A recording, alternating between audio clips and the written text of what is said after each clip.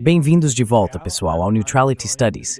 Aqui é o Pascal, e hoje estou novamente acompanhado pelo Sr. Hussein Dogru. Ele é o primeiro e único cidadão alemão dentro da Alemanha sancionado pela União Europeia na lista de sanções contra a Rússia. E há algumas atualizações para discutirmos. Hussein, seja bem-vindo. Obrigado por me receber novamente, Pascal. Bem, muito obrigado por nos trazer essa atualização, porque o seu caso é bastante único. Embora existam outras pessoas que foram sancionadas, o mais famoso é claro, Jacques Bode, um cidadão suíço em Bruxelas, e outra compatriota minha, Nathalie Jamb, também cidadã suíça, mas ela está fora da UE. Ela está na África no momento e não pode voltar para casa. Você é o único caso em que temos um cidadão alemão, com apenas nacionalidade alemã, dentro da Alemanha, e estão tentando tirar tudo de você. Você poderia talvez nos dar um breve resumo de quando isso começou e o que significou para você pessoalmente?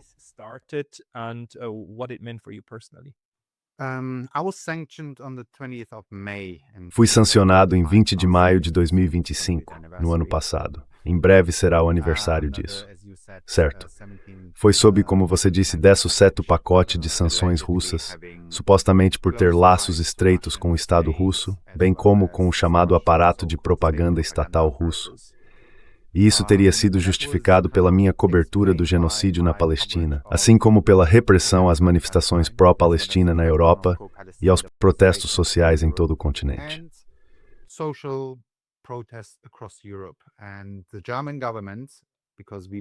E o governo alemão, porque acreditamos que o governo alemão está por trás disso e pressionou pela imposição das sanções, explica que minha cobertura desses três temas, assim como a conhecida ocupação da Universidade Humboldt por ativistas pró-Palestina em Berlim, está criando discórdia entre os cidadãos da União Europeia, discórdia étnica e supostamente minando a estabilidade da União Europeia. Apenas essa cobertura jornalística. Portanto, segundo a lógica dele, só a Rússia se beneficiar disso. E essa é a prova de que eu seria um propagandista ou agente de desinformação russa, como o governo alemão agora afirma.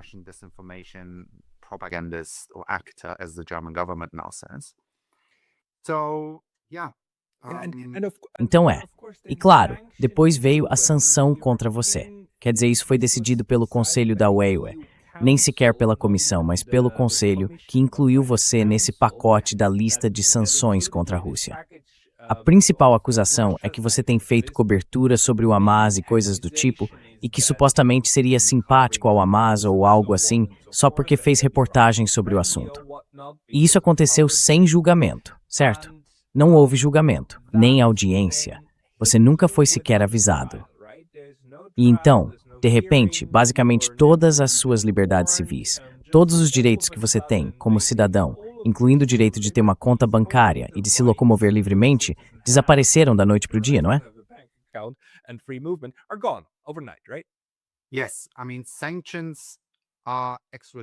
Sim, quero dizer, as sanções são extrajudiciais, é assim que são concebidas. Então, como você disse, 27 ministros das Relações Exteriores se reúnem a portas fechadas. Eles têm um possível dossiê como este e então decidem, de uma só vez, todo o pacote. Não há audiência, não há tribunal, não há defesa, não há acesso às provas, não há nada. Portanto, é tecnicamente uma punição extrajudicial, uma decisão sem julgamento. E eles colocam você numa situação em que precisa provar sua inocência. Não é que eles apresentem qualquer prova da sua culpa. Eles invertem o ônus da prova nesse caso, o que é muito difícil, porque você não pode provar que é inocente.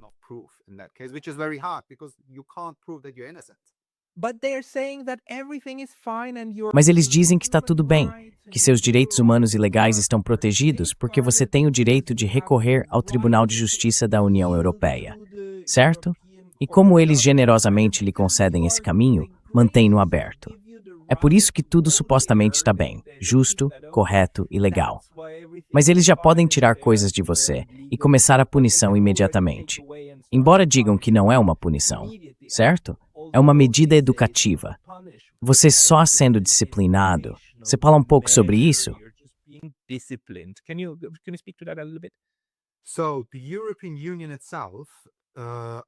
Então, a própria União Europeia, em seu site, descreve as sanções como uma ferramenta para mudar o comportamento não ilegal de uma pessoa. Isso significa, quero mudar o seu comportamento legal. Você não cometeu um crime, não fez nada de errado, mas está fazendo algo de que eu não gosto.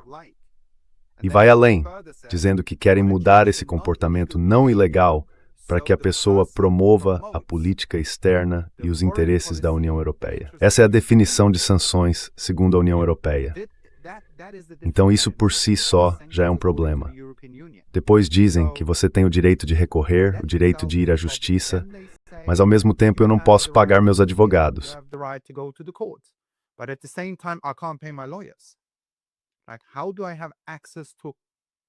Como posso ter acesso ao sistema judiciário se não posso pagar meus advogados para exercer esse direito?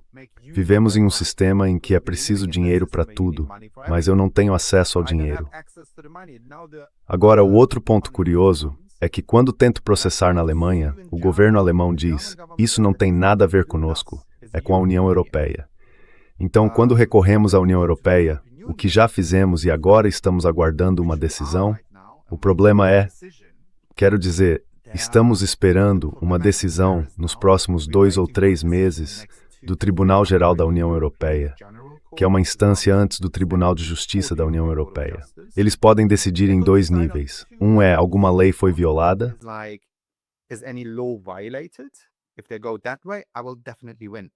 Se eles seguirem por esse caminho, eu certamente vencerei. Ou a segunda possibilidade poderia ser erros processuais. O problema é que não há erros processuais, porque é assim que a UE funciona atualmente, goste-se ou não. Eles criaram seu próprio mecanismo que não se baseia em uma decisão judicial, é baseado em decisões de políticos e diplomatas. Está fora do processo judicial. Portanto, é legal. E, como disse a ex-juíza do Tribunal de Justiça da União Europeia, Nina Koldet, em um parecer jurídico sobre o meu caso, essas sanções estão violando todas as leis dos Estados-membros europeus. Até ela afirmou que não temos meios de controlar essas decisões.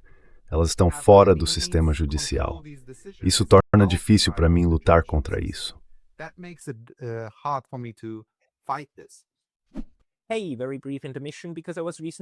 Ei, uma breve pausa, porque eu fui recentemente banido do YouTube. E embora eu tenha voltado, isso pode acontecer novamente a qualquer momento. Então, por favor, considere se inscrever não apenas aqui, mas também na minha lista de e-mails no Substack. É pascalotas.substack.com. O link está na descrição abaixo. E agora de volta ao vídeo. Sim, mas é justamente aqui que uma decisão recente de um tribunal local alemão é tão importante, porque as pessoas precisam entender como funciona essa interação entre o nível da União Europeia e o nível alemão, o nacional. Eles interagem constantemente. E, na verdade, o nível da UE meio que mina toda a estrutura constitucional da Alemanha, onde a Constituição deveria proteger você do abuso de poder do Estado. Mas agora o Estado diz, não somos nós, é o que está acima de nós. Então isso já não está mais sob sua responsabilidade. Você pode nos contar o que aconteceu nessa decisão recente, que infelizmente você perdeu?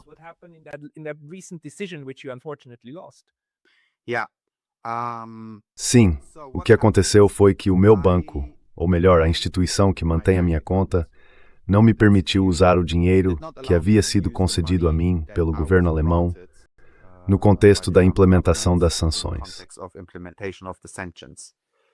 Como 506 euros em fundos humanitários mínimos. Sim, eu recebo 506 euros por mês por razões humanitárias, que preciso para pagar o aluguel, comprar comida, alimentar meus filhos, tudo, o que é impossível. Também tenho que pagar minhas contas, porque tenho contratos de antes das sanções, e agora estou preso em dívidas. O banco se recusou a processar esses pagamentos, e recebi avisos das empresas dizendo que eu lhes devo dinheiro.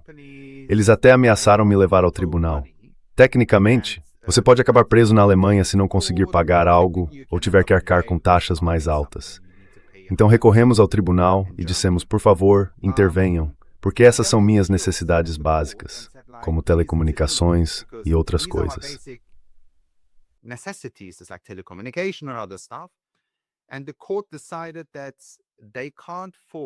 O tribunal decidiu que não pode e não vai obrigar o banco a realizar essas transações, porque não as considera necessárias, nem como necessidades básicas.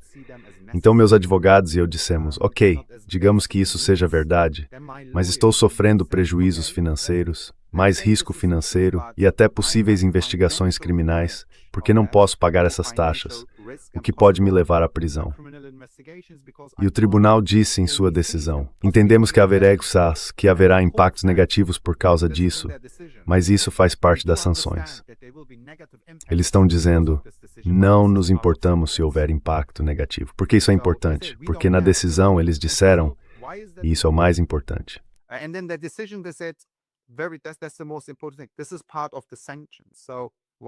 Isso faz parte das sanções. Então, por que isso é importante? O que você também destacou é que a lei ou as decisões europeias prevalecem sobre a lei e as decisões nacionais. O Conselho Europeu, as decisões tomadas ali, ou o Parlamento, os Estados-membros da União Europeia, têm que implementá-las, como as sanções. Então, estou no impasse. Se eu quiser processar alguém na Alemanha, eles me encaminham para a União Europeia. Mas se eu tentar processar a União Europeia, ou a Comissão, ou o Conselho, seja onde for, em certos assuntos, eles começam a me encaminhar de volta para o governo alemão, por exemplo. Nós recorremos das sanções, apresentamos nosso caso, e os advogados do Conselho Europeu fizeram sua defesa.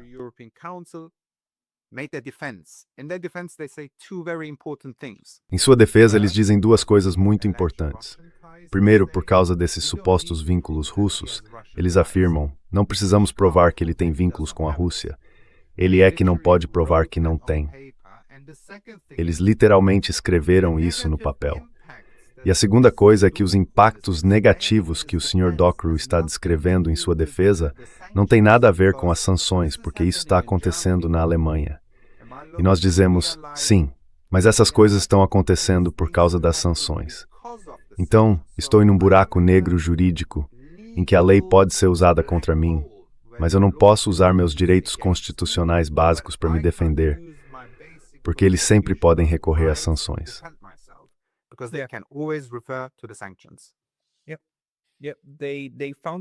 Sim, eles encontraram uma maneira de realmente eliminar todas as proteções constitucionais básicas do indivíduo nos 27 Estados-membros, simplesmente tornando isso parte da política externa da UE, uma decisão de política externa da UE.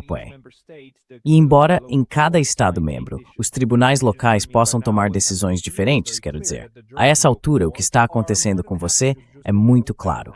Os tribunais locais alemães estão mais do que dispostos a simplesmente manter isso e lavar as mãos em inocência, como Pôncio Pilatos. É como, não fui eu, não era comigo, foi o outro. É absolutamente repugnante. Mas agora, recentemente, a sua situação humanitária piorou ainda mais. Você pode nos atualizar sobre isso, por favor?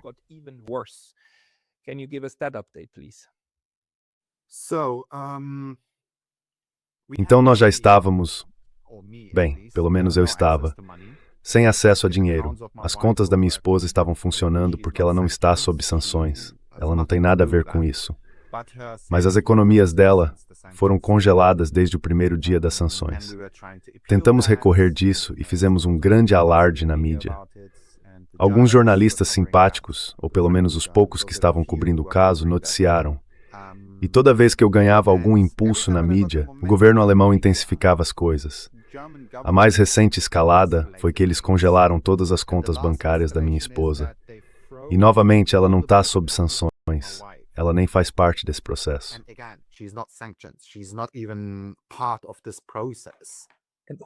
E quem fez isso?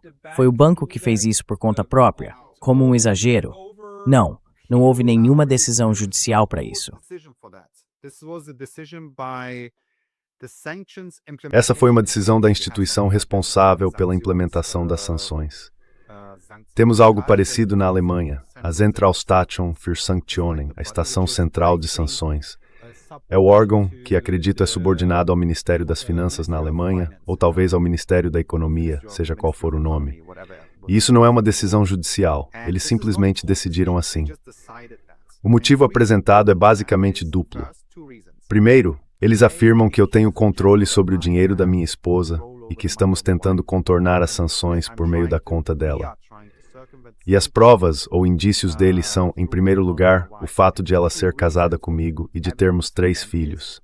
Esse fato, por si só, é tratado como prova de que somos casados, de que temos uma relação próxima.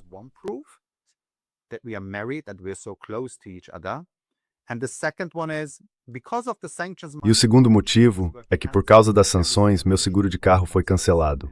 Todo seguro, quase todos, foi cancelado porque estou sob sanção. Eu não tenho mais direitos. Minha esposa contratou o seguro do nosso carro, aliás. É o nosso carro, não apenas meu. Está registrado em meu nome, porque não se pode registrar um carro em nome de 2 pessoas.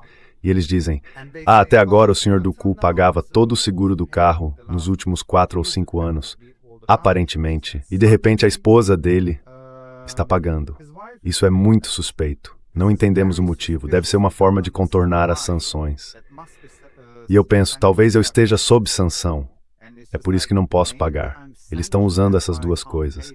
E há também uma parte de sexismo nisso, que é muito importante.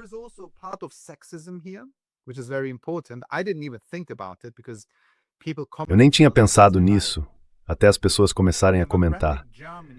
Dizem coisas como, a Alemanha democrática não consegue acreditar que uma mulher tenha autocontrole sobre o próprio dinheiro.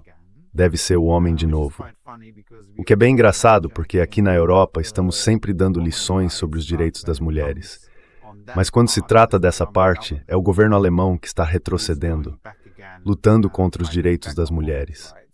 Então, esse é meio que o problema que temos. Sabe, o que estamos enfrentando é que no passado conseguíamos de alguma forma sobreviver porque minha esposa tinha acesso ao dinheiro dela. Agora é quase impossível. Porque minha esposa, eu, nossos 2 recém-nascidos e nosso filho de 6, quase 7 anos, temos apenas 506 euros por um mês inteiro. Nada mais. Não conseguimos pagar o aluguel. Porque você não tem mais nada na conta bancária. Eu entendo tudo. Tenho meu dinheiro no meu banco. É o meu dinheiro, aliás, não é algo que o governo me dá. Posso sacar 506 euros em dinheiro, não mais do que isso. Não posso fazer transferências. Tenho que usar este aplicativo, não tenho cartão, e escanear no supermercado, então eles podem me pagar. Nem no caixa eletrônico, nem no banco.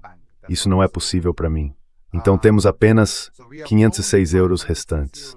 E quando essa decisão foi tomada, foi há 4 ou 5 dias, antes da última semana do mês. Naquele momento, tínhamos apenas 104 euros e precisávamos comprar mantimentos.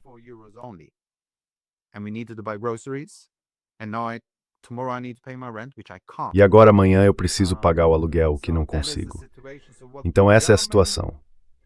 O que o governo alemão, bem, é uma instituição, mas ainda assim parte do governo, está fazendo agora é basicamente colocar a vida dos meus bebês em risco, porque eu não consigo alimentá-los. Eu literalmente não consigo alimentá-los. E a outra parte dessa escalada que aconteceu um pouco antes é que cada país tem uma constituição diferente, uma lei diferente. Então eles precisam adaptar a implementação das sanções de acordo com suas próprias constituições. Na Alemanha isso foi decidido, acho que por volta de meados de janeiro.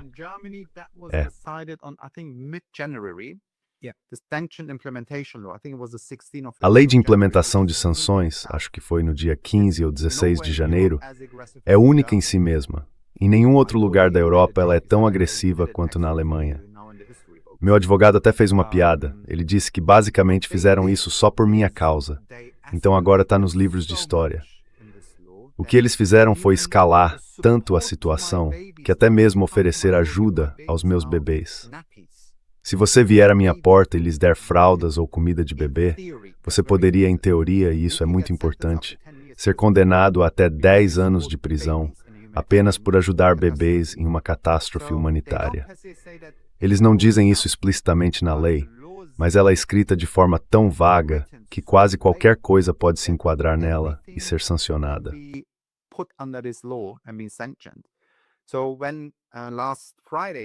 Então, quando na última sexta-feira aconteceu essa apreensão das contas bancárias da minha esposa, muitas pessoas ligaram, alguns amigos, o político alemão, assim como meu advogado e as assistentes dele, Eles vieram até mim e disseram, podemos fazer alguma coisa? E meu advogado disse, não, você não tem permissão. Todos ficaram chocados. E talvez isso também seja uma mensagem para todos os seus espectadores, em cada idioma em que você publica. Todo mundo está me escrevendo agora. Como podemos te ajudar? Como podemos te ajudar? Por favor, me diga, como podemos te ajudar? Antes de tudo, sou muito grato por todas essas mensagens, mas vocês não podem me enviar coisas ou dinheiro, porque isso será usado contra vocês e contra mim.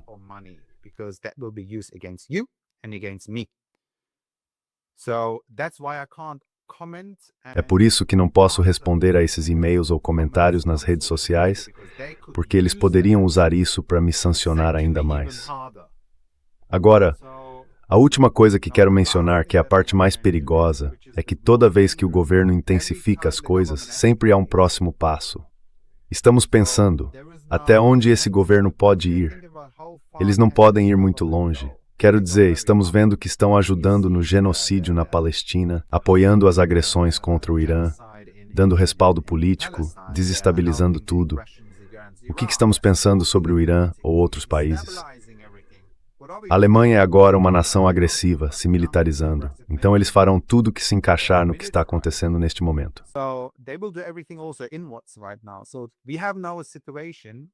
Então agora temos uma situação, você talvez saiba disso, Pascal. Na Alemanha temos isso, talvez também na Áustria, Kinderschutz, que é como proteção à criança. Há uma lei para isso, que é muito, muito importante nesses países, e é bom que exista. O que isso significa é que se você não consegue sustentar seu filho, se não consegue mantê-lo seguro, saudável e tudo mais, o governo alemão pode tirar seus filhos de você e colocá-los sob custódia segura. Então, em teoria, estou em uma situação assim, em que colocaram a mim e a minha esposa em uma posição em que não conseguimos sustentar nossos filhos.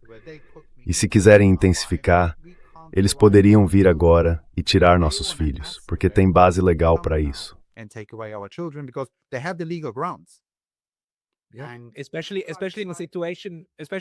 Especialmente numa situação em que você vai a podcasts e realmente diz que não tem mais a possibilidade de cuidar um do outro. Mas o que mais você deveria fazer?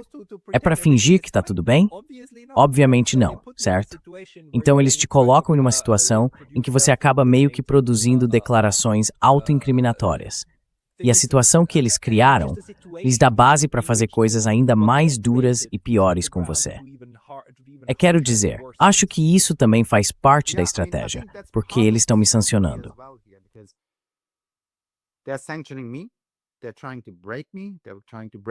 Eles estão tentando me quebrar, estão tentando destruir minha família e estão me atacando. Quero dizer, primeiro me atacaram, depois atacaram minha esposa e agora estão literalmente mirando em nossos filhos. Estão atacando crianças aqui. Precisamos entender isso agora. Mas há um motivo por trás disso. Eles estão criando um caso precedente para que os outros fiquem com medo. E as pessoas estão com medo na Alemanha. Jornalistas estão com medo na Alemanha. Se você observar o cenário da mídia alemã, há um despertar lento. As pessoas estão começando a noticiar, mas são sempre os mesmos. Geralmente o Berliner Zeitung, o Junge Welt e Florian Warweg, o jornalista muito conhecido. Também tenho muito medo por ele. Ele pode ser punido também, porque ele realmente faz jornalismo, e a Alemanha não gosta disso no momento.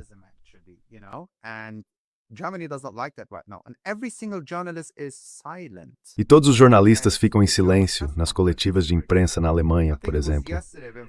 Acho que foi ontem que Florian Warweg perguntou na coletiva de imprensa alemã ao porta-voz do Ministério das Finanças ou da Economia da Alemanha: explique minha situação.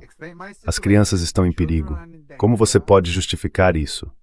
O porta-voz respondeu: não temos conhecimento dessa situação. Isso é algo novo para nós. Precisamos investigar. E todos os outros jornalistas não fizeram uma única pergunta. E esse é o efeito. Eles não precisam mais censurar ninguém porque estão se autocensurando. E essa é a estratégia. Quanto mais ferimos o Sendoku, mais os outros se calam. E é por isso que meu caso não é apenas o meu caso. Tecnicamente, é o caso deles também, porque estão indo atrás deles.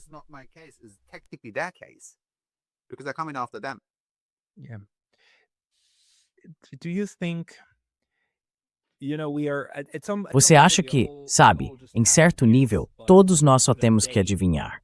Mas será que é realmente um grupo de pessoas que pensa em você quando faz essas coisas? Ou estamos diante de uma situação em que é basicamente um tipo de monstro burocrático da UE Alemanha, em que uma engrenagem se encaixa na outra e no fim seus direitos humanos são despedaçados no chão? Todas as partes fazem exatamente o que deveriam fazer, mas fazem isso em excesso, e então tudo é destruído. Ou você acha que há realmente algumas figuras-chave que querem deliberadamente expor você, pregá-lo na cruz e dizer a todos, olhem, é isso que acontece com você se seguir por esse caminho.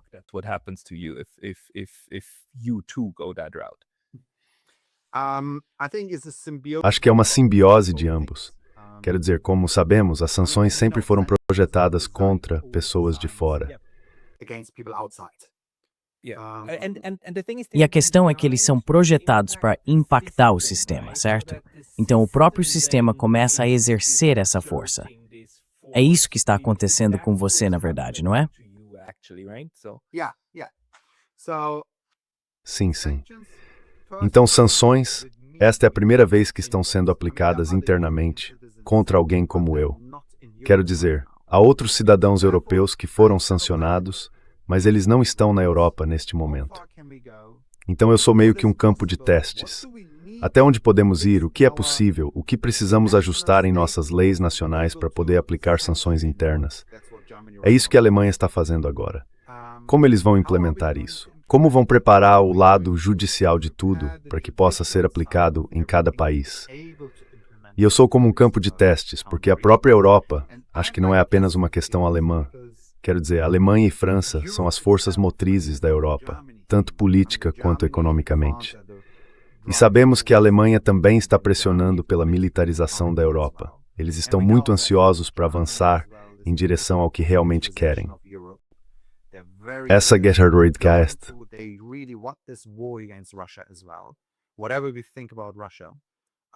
Seja qual for a nossa opinião sobre a Rússia, podemos ver que a economia europeia está sendo destruída, especialmente a economia alemã. Quero dizer, se você olhar as notícias dos últimos 2 anos, o coração da indústria alemã, a indústria automobilística, está desmoronando. Eles não conseguem mais competir. A Van der Leyen disse há alguns meses que a indústria civil precisa ser capaz de produzir para ou fazer parte da indústria militar. E agora, o que a Volkswagen faz? Decidiu produzir veículos blindados. O que vemos com a Rheinmetall? Eles estão se expandindo e exportando, e são os grandes vencedores. Então estão se preparando para a guerra. Estão se preparando para o militarismo. Estão se preparando para a agressão externa. Mas essa agressão também está se voltando para dentro agora. Não apenas na Alemanha. Talvez a Alemanha means hours por causa de sua história e por ser um dos países líderes da Europa.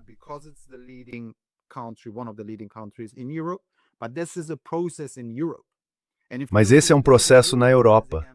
E se você observar quem está liderando a Europa, são novamente os alemães. Quero dizer, olhe para von der Leyen, olhe para quem quer que seja. Ideologicamente está tudo ali. Então estão me testando, mas também preparando todos os outros países para que no futuro não haja oposição, não haja jornalistas críticos, não haja pessoas críticas nas ruas. Vamos deixá-los com medo com o caso precedente, porque é fácil. Ele tem um nome estrangeiro, mesmo sendo alemão. Eles ainda fingem até hoje que sou cidadão turco, mesmo sendo apenas alemão, ainda hoje. Ele tem esse rótulo de Rússia, esse rótulo de apoiador de propaganda terrorista. É fácil, é aceitável. E vamos ver até onde podemos ir.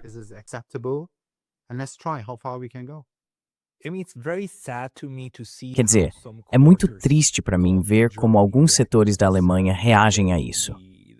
Acabei de ler que você faz parte de 2 sindicatos de jornalistas na Alemanha, certo? E nenhum deles acha que o seu caso vale a pena ser protestado.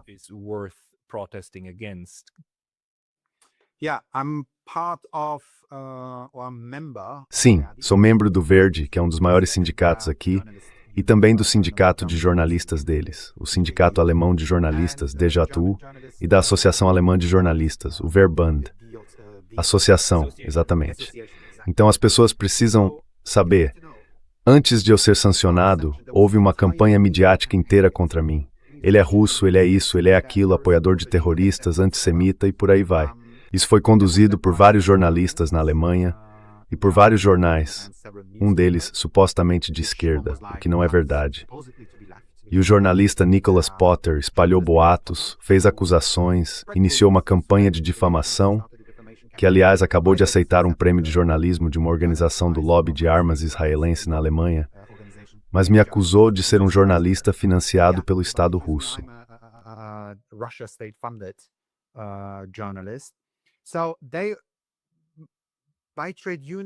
Então eles, os sindicatos, aproveitaram isso, apoiaram essas alegações e fizeram campanha contra mim, publicamente também. Eles me criminalizaram e nunca falaram comigo. Nunca. Depois que fui sancionado, entrei em contato com essas pessoas. Nada. Tiraram meus crachás de imprensa e credenciais. E a última coisa foi que o DGU, meu sindicato ou seus representantes, foram questionados por um jornalista alemão. O que vocês acham do caso de Hussein Duku? Ele está agora em uma situação humanitária. Vocês concordam com o que está acontecendo com ele ou apoiam isso? Eles disseram: compartilhamos a avaliação do Ministério das Relações Exteriores da Alemanha, algo como somos contra a desinformação russa. Enquanto a opinião do Ministério das Relações Exteriores da Alemanha não mudar, a nossa também não mudará. Então você tem um sindicato de jornalistas que deveria ser crítico.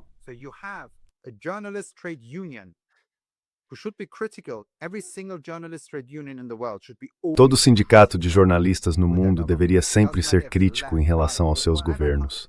Não importa se é de esquerda, de direita, seja qual for o país, porque isso é o coração da democracia. O jornalismo é uma ferramenta da qual o governo deveria ter medo. Mas agora esses jornalistas, assim como os sindicatos, estão apoiando esse lado da questão. E isso meio que me lembra o que aconteceu na Alemanha no passado. Nos anos 30, chamávamos isso de Gleichschaltung. Não sei bem como traduzir isso para o inglês. Tecnicamente, durante a era fascista nazista, tudo era sincronizado. Sim, sincronização. E isso faz parte disso, quando novos sindicatos se tornam criminalizados. E há uma razão política por trás disso, porque quando se trata de Israel, essa é a linha vermelha para eles. Você não critica Israel.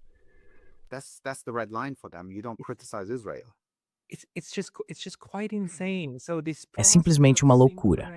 Então, esse processo de sincronização não é como se o Ministério das Relações Exteriores tivesse um braço direto e estivesse ameaçando pessoas naquele sindicato. É outro fenômeno. E sabe, talvez não seja coincidência que seja a língua alemã que cria esse tipo de palavra difícil de traduzir. A outra aqui é Vorauseilender Gehorsam. Obedecer. Obedecer antecipadamente. Obediência antecipada.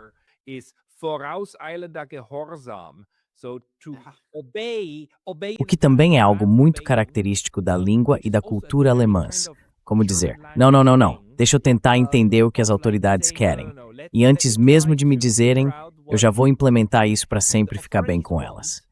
Então, este é um caso típico do que está acontecendo aqui e de como toda a engrenagem, além da engrenagem legal, começa realmente a produzir resultados absolutamente horríveis lá na frente. É isso.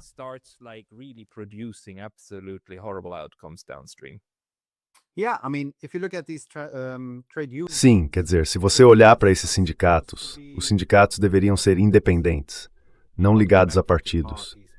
Mas se você realmente observar quais sindicatos têm influência, é como se de um lado estivessem os social-democratas e do outro os democrata-cristãos, que meio que controlam tudo. Há muita atuação de lobby, muito trabalho de lobby por parte dos políticos ali. E aí fica difícil ter um sindicato que realmente faça o seu trabalho.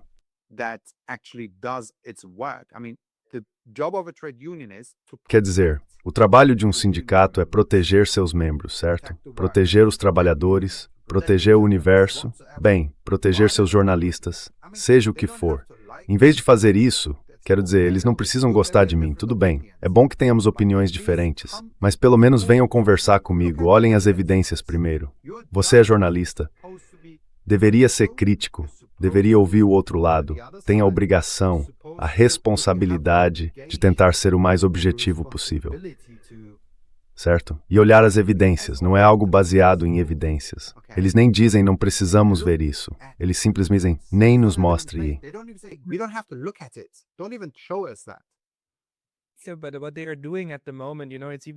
O que eles estão fazendo agora é tão desagradável em tantos níveis.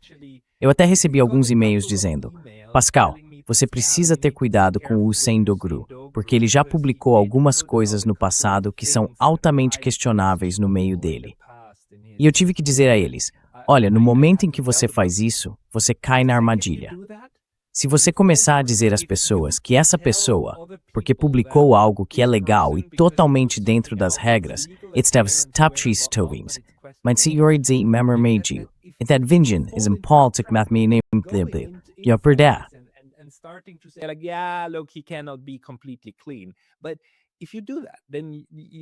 Mas se você fizer isso, então você caiu na armadilha. Porque, novamente, se você tivesse feito algo ilegal, haveria todos os meios do Estado e investigações criminais para provar isso e colocá-lo atrás das grades de forma legal. Mas não há, daí, recorrer ao caminho extrajudicial. E se você cair nessa armadilha, acaba entrando nesse tipo de narrativa do outro lado, do tipo, deve haver alguma coisa. Claro. Quer dizer, foi isso que a Alemanha fez. A Alemanha não conseguiu me silenciar. A Alemanha não conseguiu me levar a julgamento. Eles sabiam que nenhum tribunal, nenhuma lei alemã me puniria aqui. Isso não é possível, porque a liberdade de imprensa, de acordo com a lei, é muito bem protegida, assim como a liberdade de expressão ou algo do tipo. Sim, por bons motivos. Sim, por boas razões. Temos histórico disso aqui. É por isso que eles transferiram isso para a União Europeia, porque não há um caminho judicial para isso. Eles simplesmente decidiram. Eles têm o direito de simplesmente decidir, e é por isso que estão fazendo isso. Acho que essa é a ferramenta mais perigosa aqui. É uma ferramenta única que a Europa criou e remonta a 2012, 2013, sabe? Esse é o monstro que foi criado e ele está funcionando. Eles veem, isso está funcionando, não precisamos mais dos tribunais. Quero dizer, vou te dar outro exemplo de como os tribunais não são mais realmente importantes para os Estados-membros europeus ou para a Alemanha. 2 exemplos.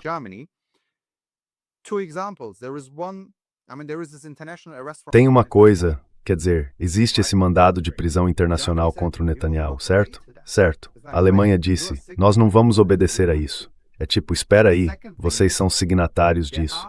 Tem que cumprir. E a segunda coisa é que há alguns casos de russos que foram sancionados e o Tribunal de Justiça da União Europeia anulou essas sanções.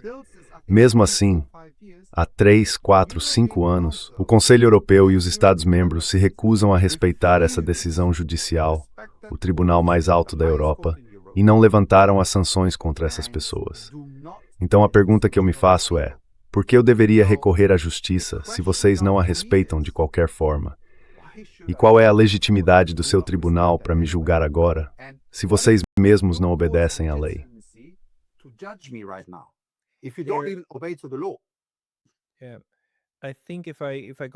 Sim, eu acho que se entendi direito. A questão é que sempre que o Tribunal de Justiça da União Europeia decide sobre a inclusão, o motivo da inclusão, é só sobre isso que eles podem decidir. Eles podem apenas dizer que o motivo da inclusão não é factualmente correto e, portanto, a pessoa deve ser removida da lista. Mas o que fazem é simplesmente mudar o motivo, dão uma justificativa diferente e mantêm a pessoa lá.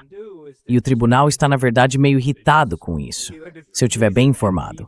Basicamente, eles estão dizendo, olha, isso enfraquece nosso poder fiscalizar vocês.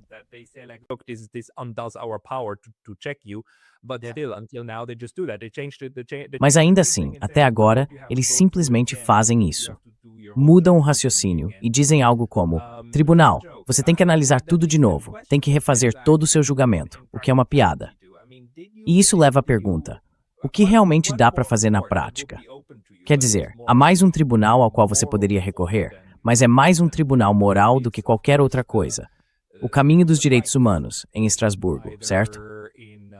O Tribunal Europeu de Direitos Humanos, embora haja problemas com isso, ou dentro das Nações Unidas, onde também existe um sistema.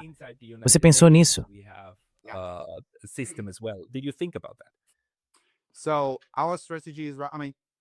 Então nossa estratégia é, bem, o problema é que você não pode estar em vários tribunais ao mesmo tempo. É preciso ir passo a passo. No momento, estamos no Tribunal Geral da União Europeia, em Luxemburgo, acho. Estamos esperando a decisão e achamos que vai ser negativa. Eles podem decidir de duas maneiras. Uma é pela lei, tipo, se há violação de alguma lei, nesse caso eu ganharia. A outra é por erros processuais, e nesse caso eu perderia. Eles vão decidir por um erro processual, porque é um caso político.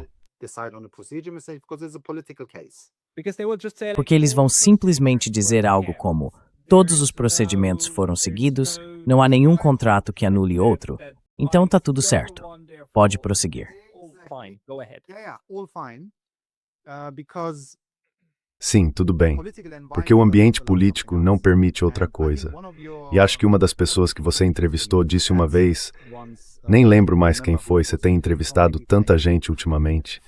Ele disse que é preciso coragem política. Alguns juízes teriam que anular essas sanções, que são ilegais, mas falta coragem. Também é perigoso para eles. E agora, se decidirem contra nós, vamos para o Tribunal de Justiça da União Europeia, que é a instância mais alta. Isso leva de novo 1, 2, talvez 3 anos. Até lá, continuo sob sanções. Estamos nesse ciclo, possivelmente com os bens da minha esposa também congelados. Depois disso, podemos recorrer ao Tribunal Europeu de Direitos Humanos ou à ONU, etc, etc. Mas esse é um caminho longo. Outra coisa que as pessoas não percebem é que vivemos em um sistema em que você só pode lutar pela sua liberdade se tiver dinheiro para isso. Porque um processo judicial, até ser concluído, pode custar 150, 200, até 300 mil euros. Então, como diabos eu deveria pagar isso se nem sequer posso trabalhar? How the hell should I pay that if I'm not even allowed to work? Isso é uma pergunta puramente técnica. Mas o que acontece quando as pessoas não te dão dinheiro e sim pagam seus contratos? E se alguém decidir pagar o aluguel da casa em que você mora? Essa pessoa não está te dando dinheiro, está pagando por aquela coisa. Isso é como é que fica. Não é permitido porque eles podem dizer que o Sendoku está se beneficiando financeiramente com isso. Ah, é? Você não tem permissão para se beneficiar. Não é que você não possa receber dinheiro. Você simplesmente não pode se beneficiar. Benefício.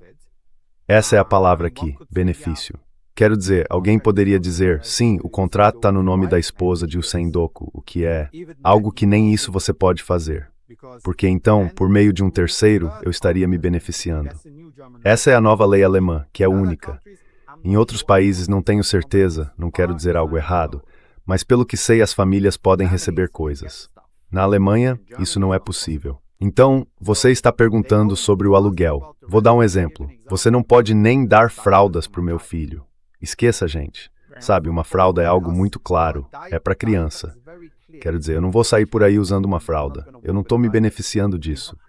Então agora, tudo é possível. E o objetivo de tudo isso é causar medo. Então, porque de novo esse é o tema. Como podemos apoiar? Sim, exatamente. Agora há pessoas se unindo, políticos em nível europeu, como os eurodeputados, mas também políticos locais na Alemanha, como eu disse, com Sevin Dadelen, Rolf Ferber-Nisch e outros em nível europeu, além de alguns outros partidos, que estão tentando construir algo para combater as sanções em geral, porque não tem permissão para me ajudar diretamente. Então, em vez de me ajudar, eles querem desafiar o próprio regime de sanções. Possivelmente, ou tentar criar ou encontrar outros meios, formas e estratégias legais para apoiar as pessoas, ou ser um lugar onde as pessoas possam ir e obter informações sobre essas sanções. Porque não se trata apenas de nós ou das pessoas de quem estou falando. Trata-se também de outros que estão com medo.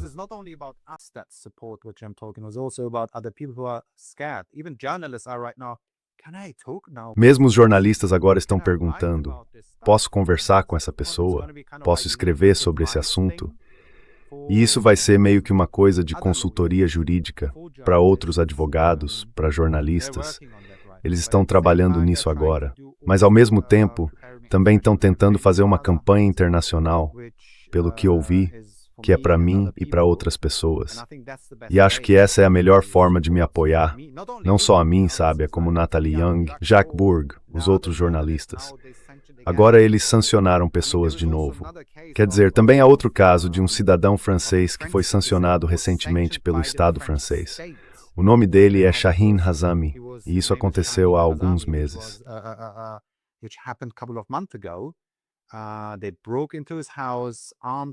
Eles invadiram a casa dele, policiais armados como forças especiais antiterrorismo, invadiram a casa dele e publicaram todos os vídeos. Então as pessoas estão agora olhando para Jacques Bourg, para mim, Natalie Young, mas isso está acontecendo em nível da União Europeia e essas coisas também estão acontecendo em nível nacional, em toda a Europa. E há casos dos quais nem sequer sabemos. Tem um alemão, bem, acho que ele mora na Alemanha, um libanês, esqueci o nome dele agora, que está na ONU.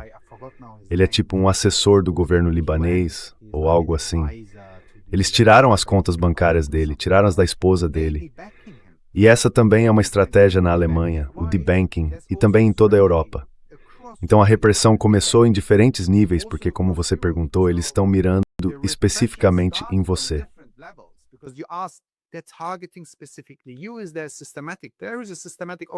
Existe um sistema, já existe um sistema funcionando. Sabe, é como os casos de desbancarização. Depois vem a criminalização de ativistas. O mais famoso foi o do Palestine Action no Reino Unido e o do NICAP. Depois a Francesca Albanese, a relatora especial da ONU que foi sancionada. Depois vem os jornalistas. E então há desbancarizações não apenas de jornalistas, indivíduos ou políticos, mas também de organizações. Como na Alemanha, o caso mais famoso foi o da Rote Hilfe, uma organização criada na década de 1930 por antifascistas para se apoiarem mutuamente como uma espécie de fundo jurídico. Então isso está acontecendo. Mas o curioso é que está acontecendo apenas com pessoas que, bem, não é curioso, é óbvio, apenas com pessoas que estão criticando o sistema.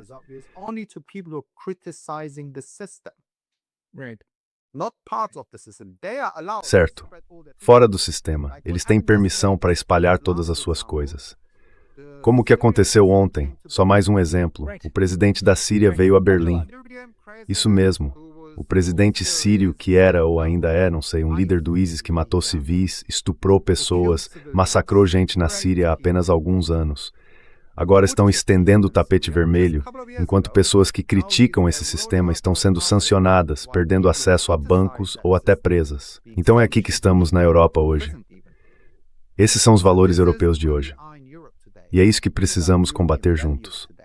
Essa é a melhor coisa que as pessoas podem fazer. Nos apoiar, mas também se apoiar. Quem foi que disse que quando vieram atrás dos comunistas e eu não me manifestei, não sobrou ninguém? Havia um padre alemão. Não era o Bonhoeffer, era o Bonhoeffer. Não era o Bonhoeffer. De qualquer forma, é exatamente isso. É exatamente isso. E todos esses... Eu não sei, eu não quero chamá-los de jornalistas, porque se você não faz esse tipo de pergunta na coletiva de imprensa federal sobre o caso de outros jornalistas, então quero dizer, você meio que perde pelo menos perde o meu respeito. Então essas pessoas simplesmente ficam lá sentadas e um dia vão olhar para trás e pensar, talvez tenha começado com Dogru e agora está acontecendo conosco. E vai ser tarde demais se eles não se organizarem e realmente começarem a protestar, porque é absolutamente certo.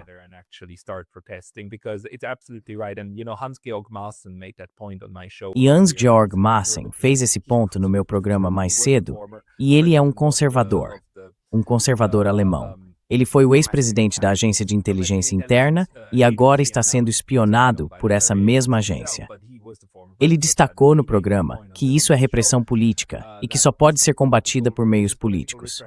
Você pode usar e esgotar o sistema judiciário, porque de certa forma é preciso provar o ponto, mas no fim das contas, it's an strength memes político esqueveninilling.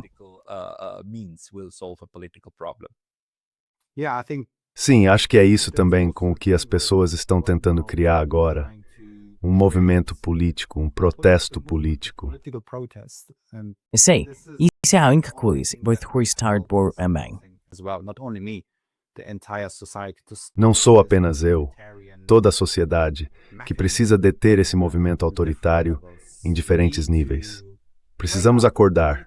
Precisamos perceber que a história não se repete, mas há paralelos acontecendo novamente. Temos uma crise econômica, uma crise política, e as pessoas precisam despertar e não apenas consumir as coisas como elas são.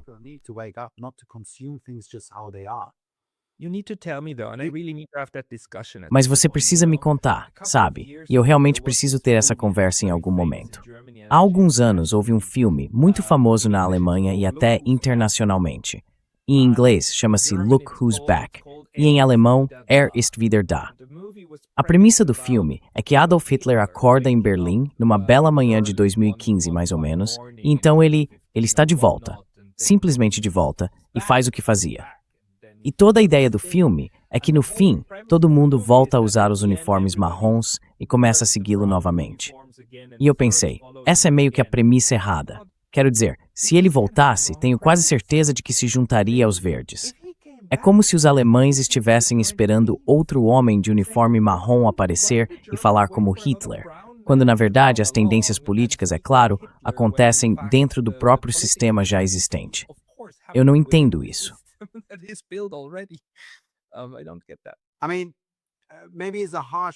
Quer dizer, talvez seja uma comparação dura, mas eu entendo a analogia. É que um novo tipo de regime autoritário está sendo construído por toda a Europa. Uma nova forma de opressão. Eles não precisam fazer o que faziam no passado, isso não é mais necessário. Não deveríamos ser, quero dizer, já estamos em outro tempo. Como eu disse, há alguns paralelos. As pessoas perguntam como partidos de extrema-direita, de tendência fascista, podem estar em parlamentos por toda a Europa. E você diz, as pessoas avisaram sobre isso, mas vocês diziam liberdade de expressão, liberdade de expressão. Estão concedendo liberdade de expressão a organizações fascistas ou de direita.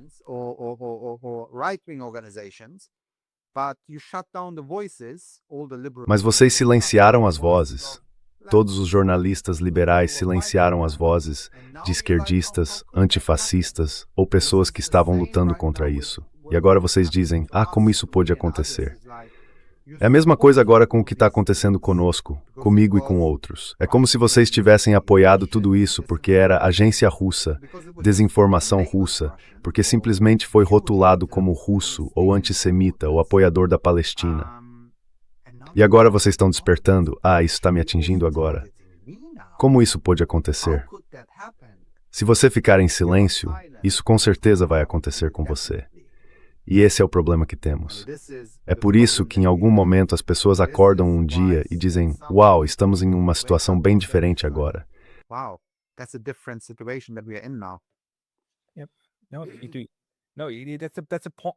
Não, isso é uma questão de princípios. Você precisa defendê-los nos casos pequenos. Não esperar até que 50% da população esteja sendo alvo e por aí vai.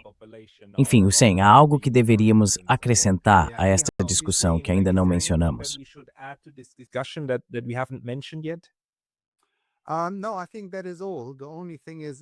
Não, acho que é só isso. A única coisa é novamente protestar. Enviem e-mails de protesto, enviem cartas de protesto, não apenas por mim, mas por todos os que foram sancionados, todos em seus próprios países. Sejam críticos em relação a nós também. Não consumam tudo o que ouvem, nem mesmo a nossa conversa. Não acreditem no que dizemos. Pesquisem, vão às fontes, conversem com seus políticos, conversem com seus sindicatos e garantam que isso não esteja acontecendo em seu país, seja quem for que esteja assistindo. Porque esse é o único apoio que vocês podem nos dar. É isso.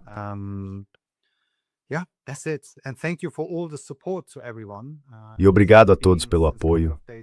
Tem sido, nos últimos dias, realmente impressionante de forma positiva. Eu espero e sei que em algum momento vamos reverter isso. Mas é um caminho longo. E para você também, por favor, tenha cuidado. Obrigado pelo seu trabalho, porque você está falando sobre coisas que as pessoas não querem que você ou nós falemos. Quero dizer, talvez concordemos em uns 70% dos assuntos, mas precisamos ser capazes de conversar, sabe? Esse é o ponto. Isso é jornalismo, isso é liberdade de expressão. Então é isso. That's freedom of speech. So, yeah. And just also E também como um pequeno lampejo de esperança. Pessoas boas, mesmo quando estão do outro lado do espectro político, como Hans-Georg Maaßen, uma personalidade muito conservadora, quando são pessoas de princípios, elas vão se manifestar por você. Elas realmente vão dizer, olha, isso está errado, mesmo que eu não apoie isso. Quero dizer, isso é voltar, certo? É como, eu posso não gostar da opinião do cara, mas ele deve poder expressá-la. E as pessoas boas fazem isso. E na verdade há muitas delas por aí. Só que, infelizmente, não estão nos centros de poder, onde isso faria diferença agora. Meu amigo, mantenha-se firme e tudo de melhor. Vamos conversar novamente. Se houver alguma novidade, por favor, nos avise. If there are any updates, please let us know. Muito obrigado. Much. Thank you. Obrigado, Pascal Lotas. Obrigado pelo seu tempo hoje. Today.